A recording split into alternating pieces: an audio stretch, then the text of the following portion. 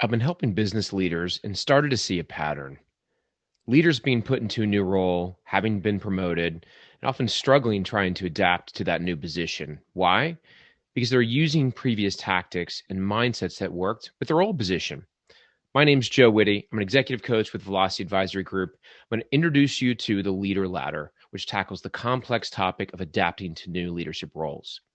I remember back when I was an ROTC in college up at Penn State, and we'd been training for a long time on squad tactics, and I felt pretty comfortable with squad tactics. And then one day out in the field, the evaluator is like, "Hey, Whitty, you're going to be a platoon leader." And I literally froze. I had no idea what to do. It was just radically different. And even though I had no problem being in charge per se or giving orders, this new concept of going from being in charge of 10 people to 40 people overwhelmed me. So fast forward, by the end of the summer, after I realized what I didn't know, that I was totally incompetent in that area, and I got some more coaching and advisory and started observing what those steps were, I realized, like, oh, it's not radically different, but it's different. So one thing I had to pick up was that what I did before didn't work now, and we have to adapt our leadership and communication style in order to have success in that new role. So let me give a couple more examples about how organizations and cultures sometimes forget that there's a big change.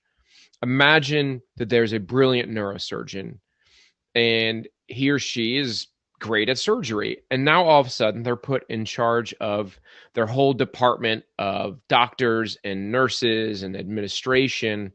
Well, what does neurosurgery, being great with a steady hand, steady eye, knowing the functions of the brain, have to do with leadership? In reality, nothing. No more that it would make sense for Omar Bradley to come in and do neurosurgery. And oftentimes organizations take subject matter leaders, like a great litigation attorney or an amazing software engineer or the best salesperson or a physician, and say, hey, we're going to put you in charge of these other people, assuming that they know what to do. And yet oftentimes our pride gets in the way when we get that promotion to say, hey, I'm not really sure how to run a team. So what we're going to talk a little bit more is how we can mentally prepare for these changes in our organization to put ourselves and our team in a position to lead effectively. And what happens if we don't have a fundamental understanding of a potential leader we're about to promote before we promote them? We don't know their personality traits. We don't know what motivates them. What happens if we're not analyzing ourselves constantly in our own company as our company changes and grows and enters new markets? And what happens if we don't provide the proper training and mentorship to leaders in new positions? Well, there's something called the Peter Principle that most people may be familiar with. And it was developed in 1968 by Lawrence Peter. And the concept being that the hierarchy of every employee tends to rise to the level of his incompetence. So imagine now, hey, and it happened perfectly. Like, I was a good squad leader, but when I got promoted to that platoon leader, I was totally incompetent. So unfortunately, in many organizational cultures, especially those that don't train properly, are afraid to make a move. Hey, we just promoted this guy. We got to give him a lot of time, and we're just going to give him some space. He'll figure it out eventually. And sometimes people figure it out, sometimes they don't.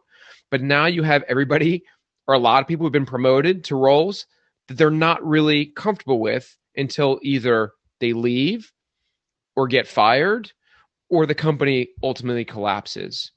So we as organizations need to foster a culture of adaptation to where we can put people in positions who are more likely to succeed based on traits that may not have to do with subject matter expertise, and give them the proper training and mentorship to succeed in that role.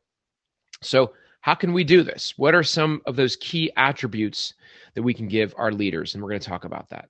Well, as we enter a new position, we need to be aware that we're going to face a lot of fresh challenges and emotions and thoughts, and trying to figure out how we can attack this new role. So we're going to talk about 4 core personality traits that are really going to be necessary for you to have success in this new position. And it's going to help you mentally prepare for this new role. And so naturally, being a former Army captain, I created an acronym. So let me introduce you to CHAD, which is confidence, humility, adaptation, and desire. And I believe that in order to have success at this next role, you got to know Chad. So let's start first with confidence.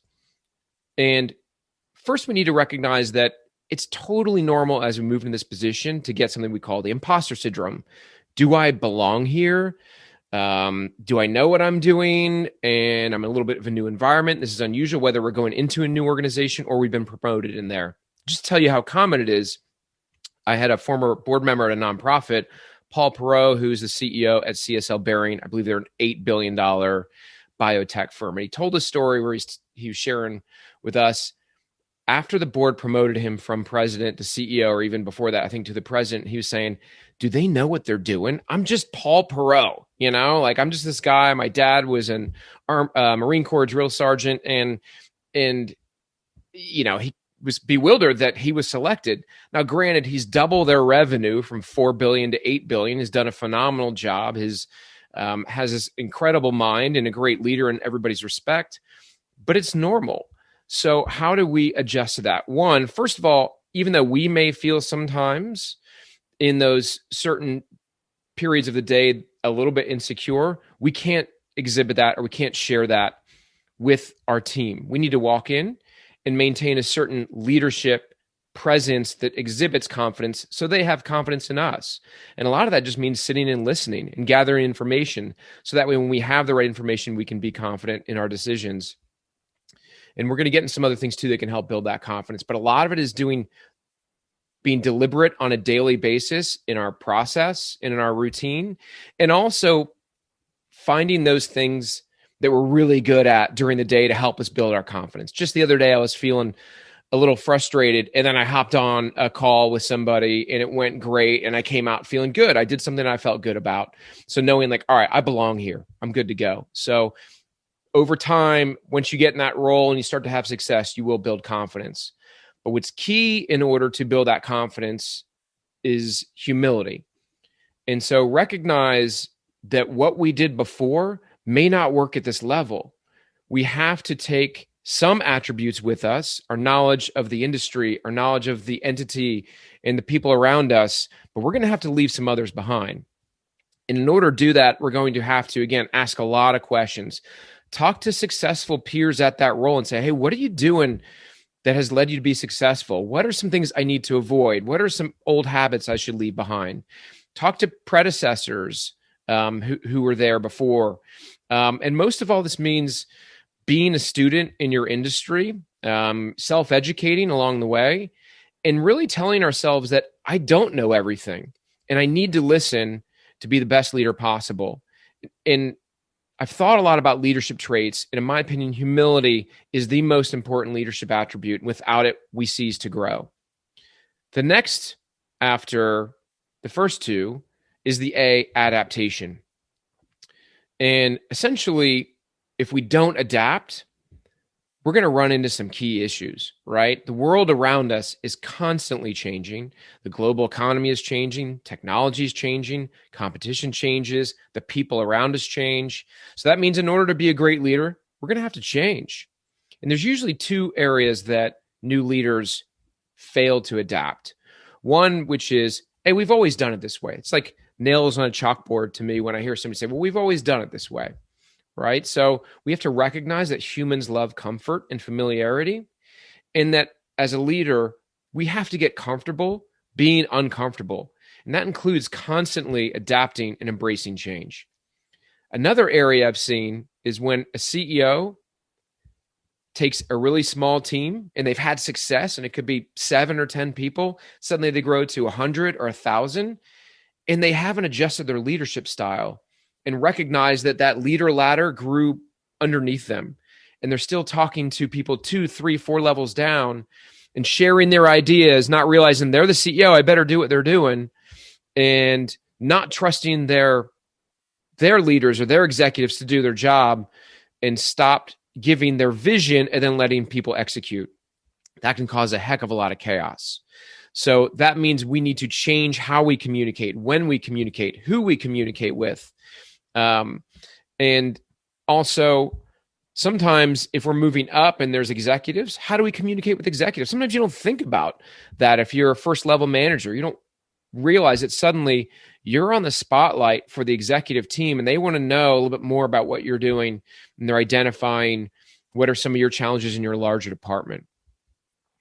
So something else that we need to be aware of too is that if we get promoted and we had peers at that last level, they're not our peers anymore.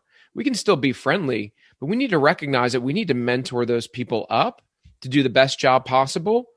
And there may be a tough day. It could be because of them or the environment or the company that you have to let them go. So that means sometimes creating a little bit of a friendly change in how you interact with those people. And it's different in every environment, but something to be aware of, that somebody who was a peer before, you may have to adjust how you communicate with them. So ultimately, we get into what could be, one of the most important components, which is desire. We have to ask ourselves a tough question on the fourth part of Chad, which is, before we move into this new role, do we want it? Are we willing to sacrifice something? If this job takes 10 more hours a week, or it's going to require travel Monday through Friday, we may not be able to see our family. Are those areas that we want to sacrifice for? Now, inherently as humans, we always want the rewards. We want more money. We want the title. We want to show people around us that we're getting promoted. But sometimes we're really happy doing what we're doing. We're doing it really well and things are comfortable. We have our kids are younger and we need to take care of them. So there's nothing wrong with not being overly ambitious and then moving up and being uncomfortable and creating chaos.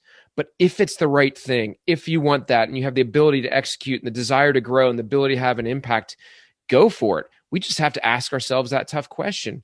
Do I have the desire to do this? And am I willing to make those sacrifices for the rewards? So I just want to conclude, if you've had a chance to sit through this, on where you and your team are mentally in the Chad principles, and if you're maybe feeling short in one of those areas. So write down, what are some things that you can bolster in the C level, which of course is confidence, in humility and adaptation and desire, and where you can bolster these components in order to help you grow as a leader.